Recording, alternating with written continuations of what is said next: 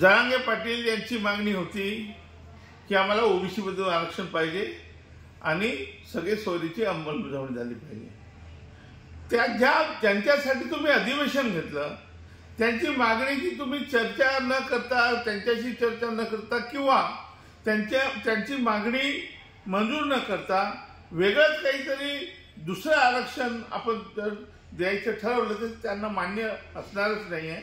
आणि म्हणून परत सांगतोय मी की जरांगे पाटील यांची मागणी बरोबर आहे, ओबीसी मधूनच द्यायला पाहिजे त्यांना, परंतु सब कॅटेगरीशन करून जर दिलं तर आपण कुणबी मराठ्यांना आपण एकत्र करून देऊ शकतो। आणि मग त्यांचं जे म्हणणं आहे की सगळे सोयरे एकासाठी त्यांना कुणबीचे दाखले मिळणार आहे, त्यांना कुणबीचं आरक्षण पाहिजे म्हणजे त्यांना ओबीसीचं आरक्षण पाहिजे, ह्या दोन्ही गोष्टी साध्य करता आले नाही। सरकार टोटली फेल गेलेलं आहे।